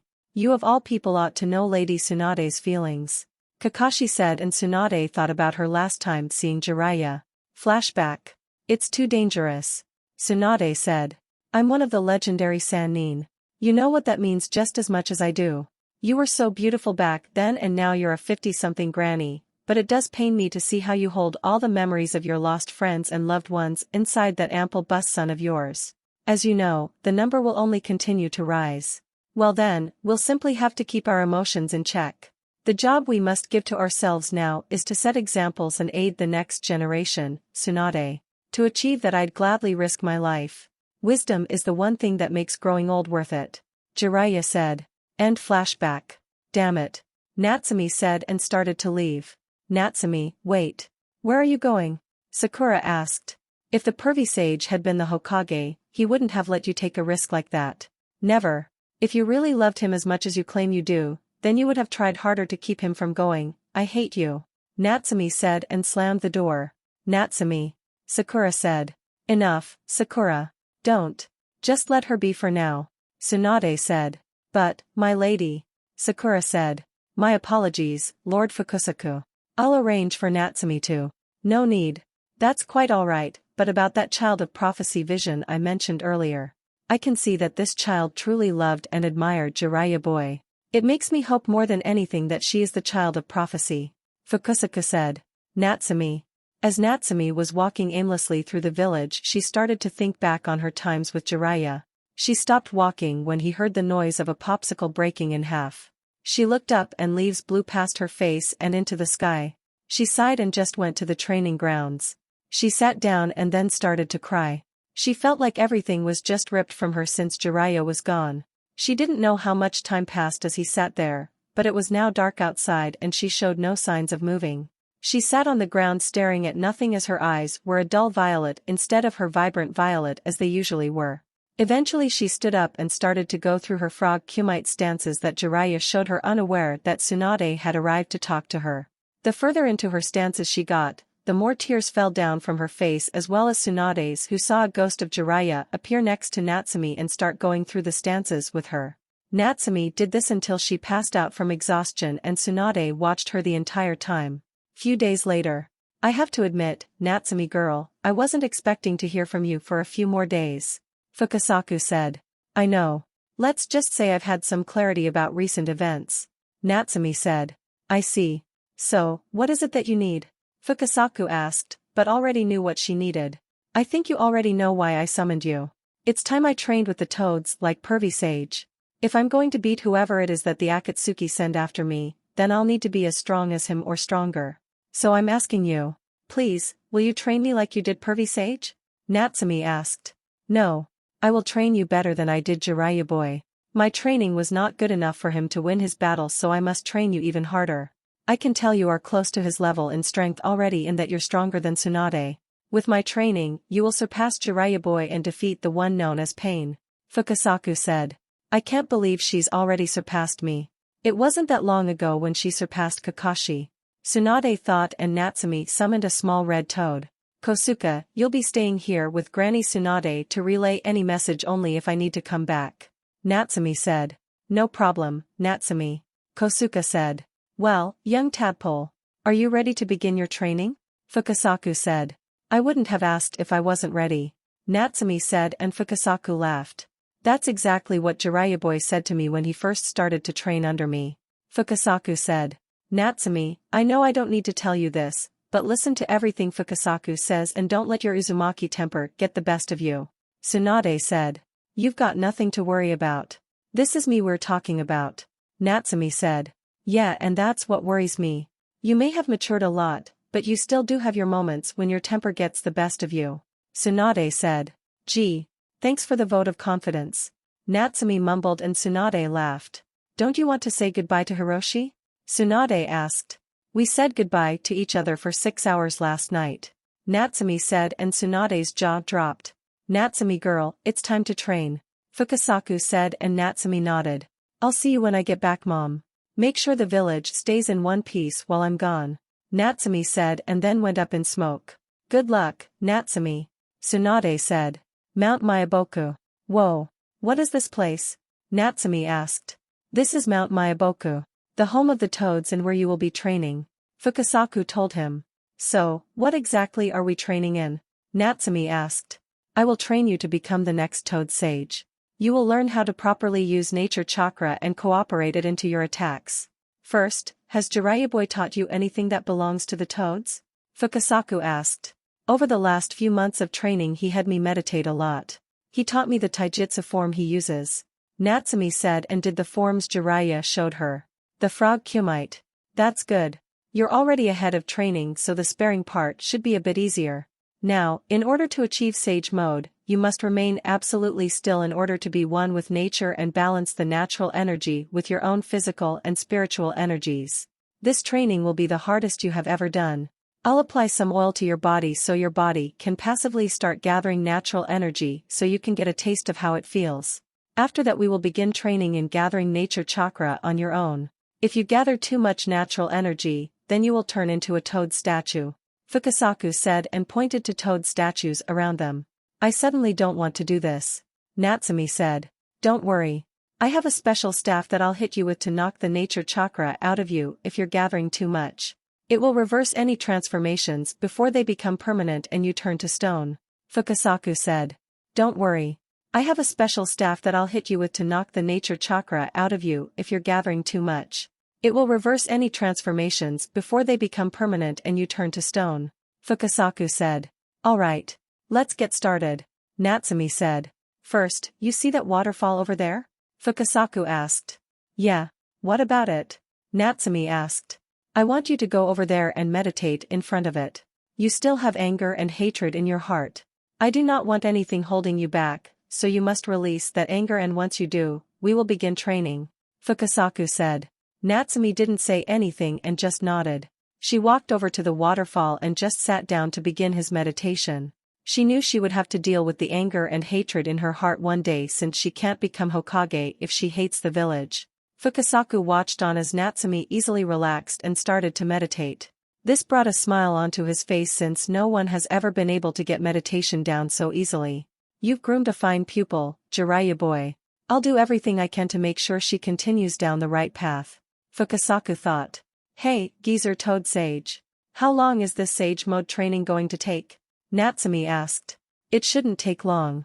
We're going to speed up your progress a lot faster with the oil, and then once you're able to absorb natural energy for sage mode, I'll teach you how to properly use the frog kumite and how to incorporate sage chakra into your ninjutsu. Are you in a rush to get back? Fukasaku asked. Sort of. I mean, Naruto is basically MIA and we're the strongest in the village.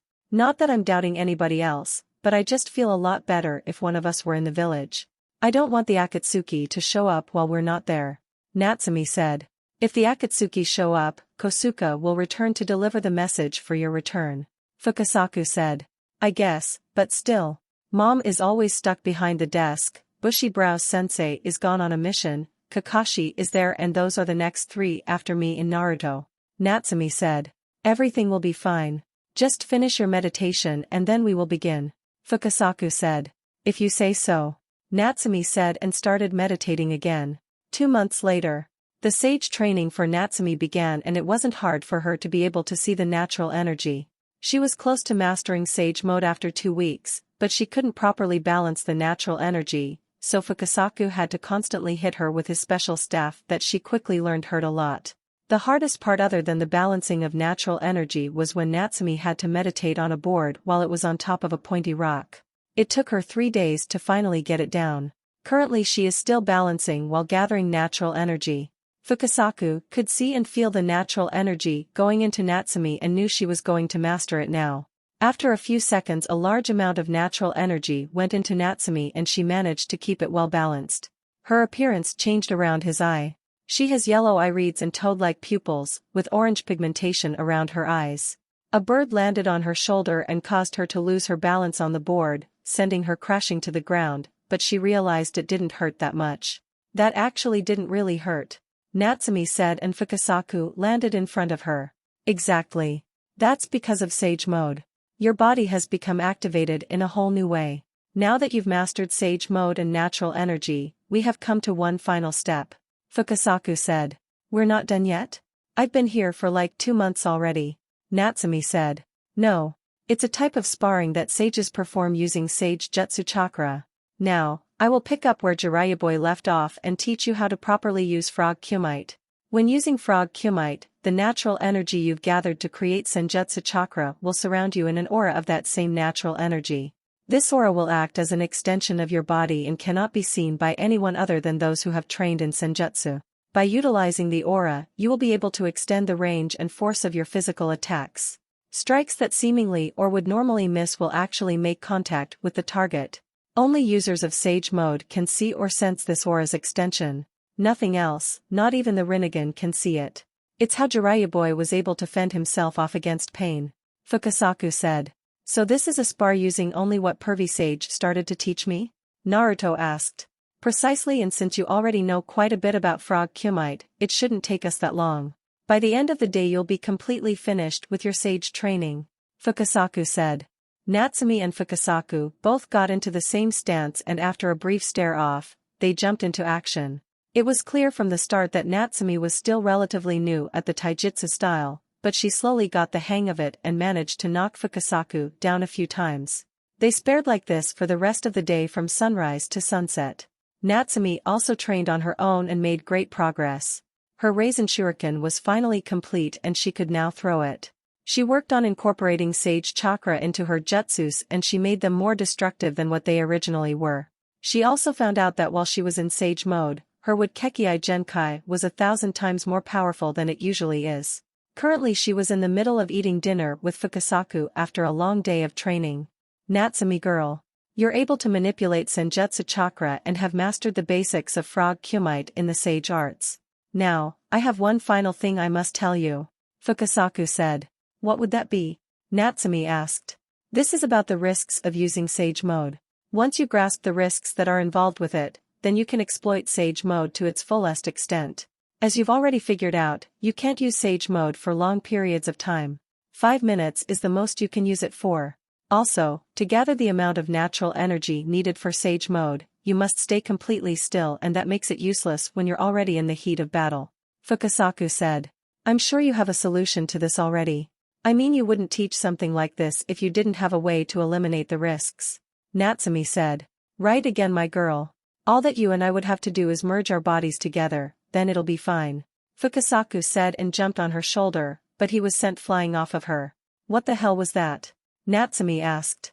It seems as if the 9 tails is keeping me from merging with your body. If we cannot merge our bodies together, then you will not be able to use Sage Mode to its fullest extent. Fukasaku said and Natsumi sighed before she perked up. I have an idea. Natsumi said. What would that be? Fukasaku asked. My shadow clones. I can leave some around during a fight and have them gather nature energy.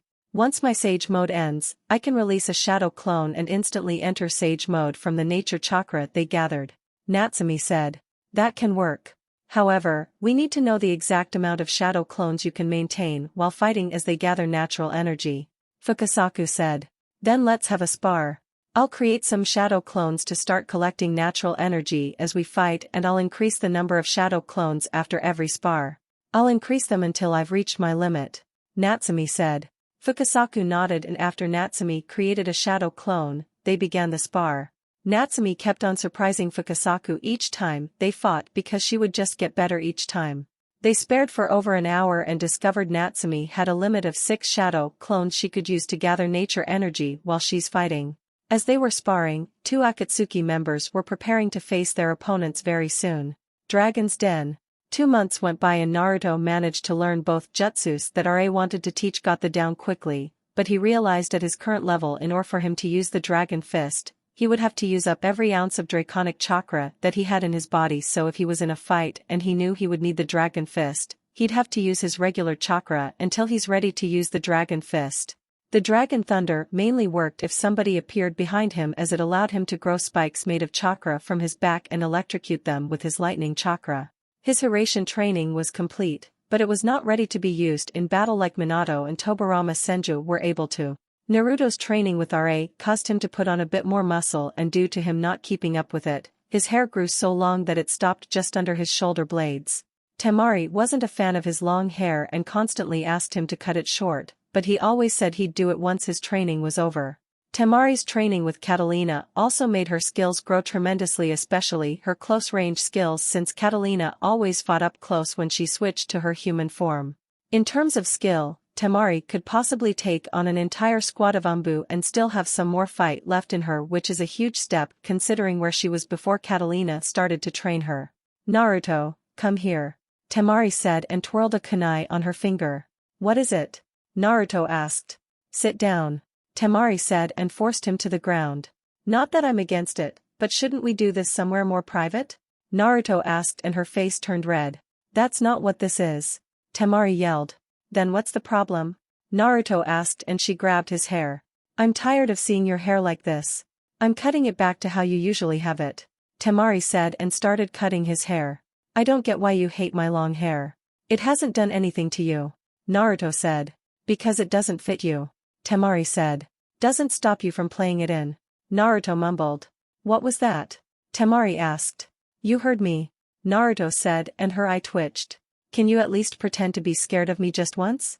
Temari asked. Why would I do that? Naruto asked and she sighed. Never mind. How do you think Natsumi is doing right now? Temari asked. Depends on where she's at. If she's on a mission, she's probably in her Hokage mode, as she calls it, and if she's in the village, then she's either shopping with Tsunade and Shizune, or she has Hiroshi over spending some quality time together. Naruto said. I just noticed something. Natsumi tends to call Tsunade her mother, but you don't. Why is that? Temari asked. Because Natsumi never had a mother figure in her life and Tsunade is our godmother. It's only fitting that Natsumi calls her that. As for me, I already know who my mother is and I can't see myself calling somebody else mom. Naruto said. Then why don't you ever hang out with them? I'm sure they do little family gatherings. Temari said. I do, but it's very rare. I've never been one for get-togethers or anything like that. Naruto said. I know that, but I still think you should spend more time with them and get to know them. Temari said. I'd rather not. Most of the time it's them going to the hot springs, getting massages and talking about the latest gossip. I'll pass on that one. Besides, I was close with Jiraiya, so that should mean something, right? Naruto asked. I have never once seen you interact with Jiraiya. Temari said. Because he's always out doing spy missions. It's usually through a messenger toad or dragon when we speak, and it's just about life or stuff around the shinobi world. Naruto said. When was the last time you spoke to him? Temari asked. Like 4 months ago, but that's usually how it goes. I should get a message from him within a few days or so. Naruto said. I guess. There. All done. Temari said. How do I look? Naruto asked. Like your father with darker eyes and black hair. Temari said. I guess it can't be helped. What about your hair? It's gotten pretty long as well. Naruto said, as her hair was nearly at her waist and she tossed him the kunai. Cut it for me, Temari said and sat down. I don't understand why you don't like long hair. Naruto said. Because I don't want people to pull it. I keep it long enough to do my 4 pigtails and that's it. Temari said. I pull your hair all the time. Naruto said and she blushed. That's different and you know it. Temari said. It's still pulling your hair. Naruto said. Whatever. Are you nervous about fighting Itachi? Temari said. Not really. I knew this was coming the moment Sasuke died. Naruto said. How will you even know when and where to find him? Temari asked. I'm sure he already has a way to contact me when it's time. Naruto said. I hope you didn't forget that I'm coming with you. Temari said. I'm done and I didn't forget. You and Anko constantly remind me that you're both coming with me. Naruto said. Just in case Kisame tries to interfere or if another Akatsuki member shows up. Temari said. You do realize that you and Anko might now be enough to handle Kisame, right? Naruto asked and she narrowed her eyes. Are you calling me weak? Temari asked. No. Kisame is known as the tailless-tailed beast for a reason. That sword he has absorbs chakra and constantly gives it to Kisame. As long as he has that sword it's difficult to get to him. Naruto said. Then all we have to do is get the sword away from him. Temari said. Easier said than done. Naruto said. We can do it. Anyway, let's go to sleep. We have to head back in the morning. Temari said and he helped her up. Let's go. Naruto said and vanished. I hate that stupid jutsu. Temari said and went up in a swirl of water. Konoha. Lady Tsunade, it's been months since both Naruto and Natsumi have been in the village. Where are they exactly? Shizen asked and Tsunade sighed. You know where Natsumi is already and Naruto should be training with the dragons. He took some leave for about 5 months to finish his training and actually they should both be back soon. Tsunade said. Do you think Natsumi is ready to face the one who took down Master Jiraiya? Shizen asked. I believe in her. Believe it or not, when she comes back she'll possibly be even closer to Naruto. Sage mode is no joke and I highly doubt that's the only thing she's worked on in 2 months. Tsunade said. What about Naruto? Shizen asked. I know for a fact that he's stronger than me. Tsunade said. How can you tell? Shizen asked.